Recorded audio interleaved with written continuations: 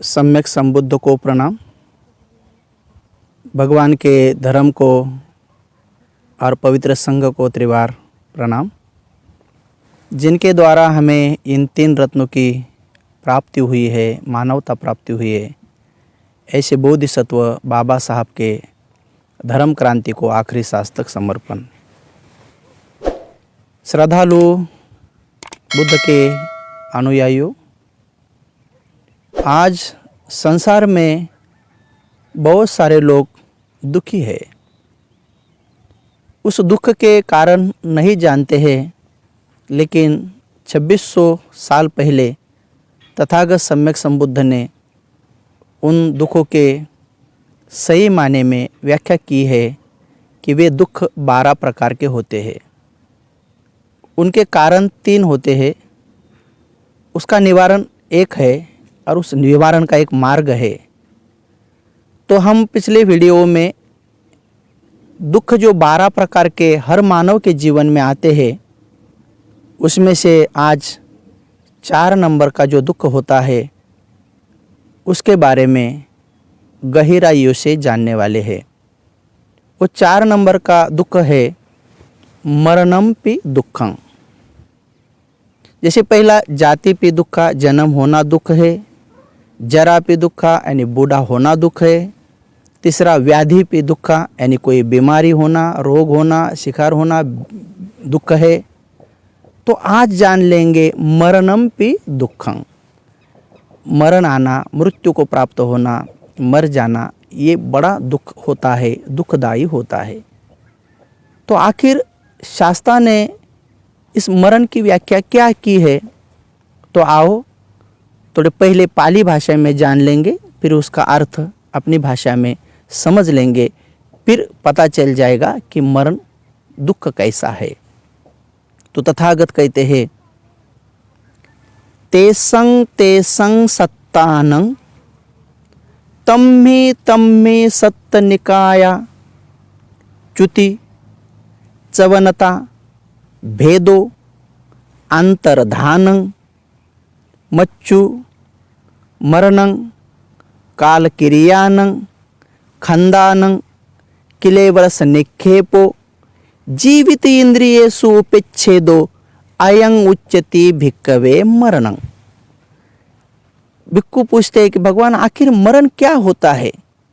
तब कहते हैं तथागत कि तेसंग सत्तानं, यानी कि ओ सत्व, 4 पैर वाला हो, बिना पैर वाला हो, 2 पैर वाला हो या बहु पैर वाला हो, ओ सत्व। सत्व यानी जिसमें सजीवपन का कोई है तत्व, जीवित प्राणी। तो ये 4 प्रकार के जीवित प्राणी ओ सत्व तेसंग सत्तानं तम्मा सत्त निकाया, उस भव में, वो सत्व उसके भव में च्युति यानी च्युत हो जाता है। जैसे कि अपने परिवार में कुछ 5 सदस्य है, उनमें से एक मरने के बाद एक सदस्य कम हो जाता है, यानी कि च्युत हो जाता है, च्युति। चवनता अंतर्धानं भेदो किलेवरस निक्षेपो जीवित इंद्रियेषु उपेच्छेदो, यानी कि उस भव में उस प्राणी का च्युत हो जाना, च्यवन हो जाना, अंतर्धान हो जाना, मृत्यु को प्राप्त हो जाना, 4 घटकों का अपने 4 घटक में विलीन हो जाना। जीवित इंद्रियेषु यानी कि जिसके सहायता से मनुष्य जीवित है, यानी कि चल सकता है, बैठ सकता है, खा सकता है, पी सकता है, लेट सकता है, बोल सकता है, ध्यान कर सकता है, यानी कि शरीर की जितने भी क्रियाएं हैं, हर प्राणी, हर सत्व जिसके सहायता से करता है, वो जीवित इंद्रिय उपेच्छेद हो गया उसका, यानी कि चित्त च्युत हो गया, तो उसको कहते हैं मरणं। तो किसी भी परिवार का अगर कोई सदस्य मर जाता है तो पूरे सदस्य को और मरने वाले व्यक्ति को भी बड़ा दुख होता है, बड़ा दुख होता है। मरना कोई नहीं चाहता है, मरना तो सबको पड़ेगा। संसार से ना कोई भिखारी, ना कोई राजा, कोई भी इस अवस्था से, इस दुख से छूटने वाला नहीं है। सिवाय अरहंत और सम्यक संबुद्ध के।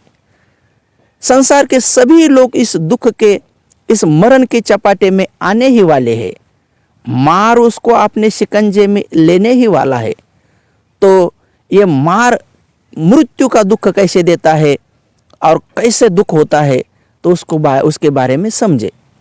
जैसे कोई महिला है और उसकी शादी हो गई है, बहुत साल तक बेचारी, कोई पुत्र प्राप्त नहीं है तो दुखी है, परिवार के लोग भी परेशान करते हैं, उसको समाज के लोग भी नाम रखते हैं।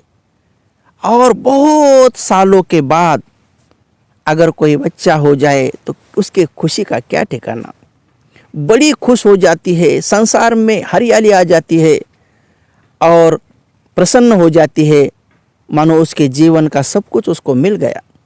लेकिन किसी कारणवश अगर उसका बच्चा मर जाए तो उसके दुख का क्या ठिकाना, पहाड़ गिर गया उसके ऊपर दुख का, रोती है,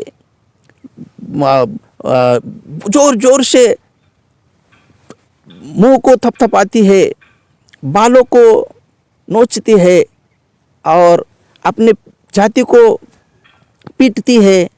बड़ा दुख होता है क्योंकि उसका लाडला चला गया, उसकी लाडली चली गई। तो जैसे माँ को दुख होता है, वैसे ही कोई छोटा बच्चा है, जन्म देते ही माँ मर गई या पिता मर गया तो बेसहारा होता है, अनाथ होता है। तो अनाथपन का जो दुख होता है माँ मरने से, पिता मरने से, वो बड़ा दुखदायी होता है। जैसे बाकी बच्चों को प्यार मिलता है, बाकी बच्चों को खिलौने मिलते हैं, बाकी बच्चों की पढ़ाई के लिए सब कुछ मिलता है, लेकिन इन बच्चों को ऐसा माँ का प्यार, पिता का प्यार, ऐसी कुछ सुविधा न मिलने से वो भी बड़ा दुखी होता है। जैसे कोई लड़की हो, युवा अवस्था में है, या कोई लड़का है, युवा अवस्था में है, और घर परिवार के लोगों ने या उसके मन से किसी अच्छी खासी लड़की को ढूंढ लिया है, अच्छा खासा लड़का ढूंढ लिया है, शादी करनी है, तो बड़े ख्वाब, बड़े सपने रंगाए हैं कि ऐसी शादी करोगे, ऐसा शादी करूँगा, ऐसा ये करूँगा, फिर शादी के बाद यहाँ जाऊँगा, वहाँ जाऊँगा, यहाँ घूमूँगा, वहाँ घूमूँगी, ऐसा करेंगे, वैसा करेंगे, बड़े बड़े सपने देखते हैं। और शादी का दिन आता है और शादी के दिन में पूरे पूरे बाराती आ जाते हैं, ढोल नगारे बजने शुरू होते हैं, और फिर पता चलता है कि रास्ते में आते आते समय दूल्हा एक्सीडेंट से मर गया। अरे पूरे के पूरे बारात में शोक मच जाता है, सोचितंग। अरे अंतो शोको अंतो परिशोको, अंदर से बाहर से शोकग्रस्त होते हैं, दुखी होते हैं, व्याकुल होते हैं। लड़की तो बेहोश हो जाती है, उसके माँ बाप भी परेशान हो जाते हैं, रोते हैं बेचारे, क्योंकि आखिर शादी होने के पहले ही दूल्हा मर गया। या मानो कहीं दूल्हा है लेकिन दुल्हन ही मर गई, दुल्हन ही मर गई, तो कितना दुख होता है, कितना दुख होता है, बहुत बड़ा दुख होता है।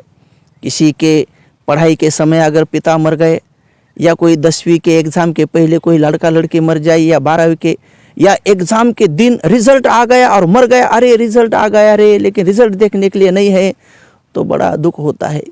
कौन से भी अवस्था में अगर मनुष्य का मृत्यु हो जाता है, चाहे गर्भ में हो, चाहे छोटेपन में हो, युवा अवस्था में हो या बूढ़ा में, लोग बड़े रोते हैं, बड़े व्याकुल होते हैं, क्योंकि मरना कोई नहीं चाहता है। अपना रिश्तेदार अपने से अलग हो जाए ऐसा कोई नहीं चाहता है, वो च्युत हो जाए ऐसा कोई नहीं चाहता है। लेकिन निसर्ग का नियम है, मरना तो सबको पड़ेगा, मरना तो सबका पड़ेगा। मरण का इतना दुख होता है, कभी कभी कोई लोग इतने आश्रित होते हैं किसी के ऊपर, अगर वो न रहे तो बाकी जितने भी आश्रित लोग होते हैं उनका तो कितना हानि होती है, उनका कितना नुकसान होता है, ये तो कहना भी असंभव है। जैसे मानो कोई महापुरुष,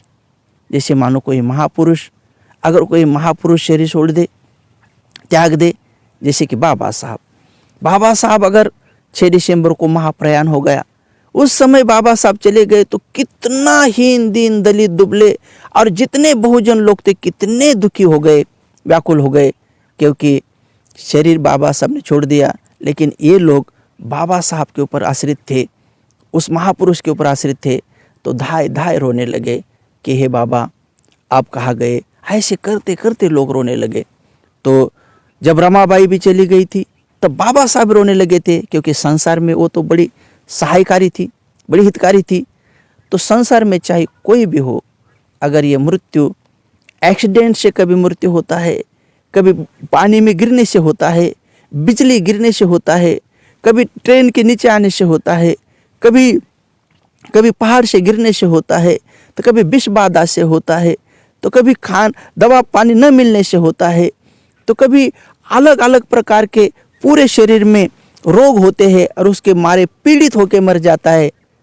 तो बड़ा दुखदाई ही दुखदाई है, बड़ा दुखदाई। मन उस समय बड़ा व्याकुल होता है, बड़ा ही मन परेशान होता है।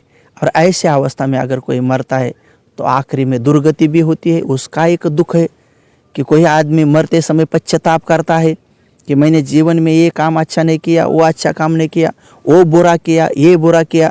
तो उसका स्मरण करते करते मरते समय में भी दुखी होता है। तो कहते इद पेच्छति नंद पेच्छति कत पापी उभयत नंदति पेच्छति। जैसे कोई पापी है तो यहाँ भी पछता है, वहाँ भी पछता है, दोनों जगह पे पश्चाताप करता है। उभयत पश्चति, दोनों जगह पर पश्चाताप करता है। तो हमेशा के लिए धर्म के मार्ग पर चलो। अगर मृत्यु से छुटकारा पाना है तो अरहंत पद को प्राप्त करो, ताकि मृत्यु से छुटकारा होगा। क्योंकि मृत्यु अनेक लोगों को परेशान करता है, दुखी व्याकुल बनाता है। तो जब अरहंत बन जाते हैं, यानी पूरे राग से, पूरे द्वेष से, पूरे मोह से अगर हम मुक्त है तो फिर मार हमें नहीं मार सकता है। हम जब चाहे तब शरीर त्याग सकते हैं। तो ऐसे अरहंत पद की प्रशंसा सम्यक संबुद्ध के द्वारा की गई है। और ऐसे अरहंत पद तभी प्राप्त हो सकता है जब शील मार्ग पर चलेंगे, भली भांति समाधि मार्ग पर चलेंगे, जब प्रज्ञायुक्त जीवन जिएंगे, तब जाके ये बनेगा। कोई गृहस्थ है तो दान करेगा, शील पालन करेगा, ध्यान करेगा, तब जाके उनको ये प्राप्त होगा और अवश्य उनका मंगल होगा। तो आज के इस वीडियो में ये मरण का जो दुख होता है, बेटे का पिता का मरना, पिता के लिए बेटे का मरना, माँ के लिए बच्चे का मरना, बेटे के लिए माँ का मरना, भाई के लिए भाई का मरना, बहन के लिए बहन का मरना, हस्बैंड का मरना किसी वाइफ के लिए, या किसी वाइफ का मरना हस्बैंड के लिए, ये बड़ा दुखदायी होता है। या कोई अच्छा मित्र हो या अच्छी कोई मैत्रीण हो, वो अगर मर जाए तो बहुत सारे लोग सुसाइड भी करते हैं।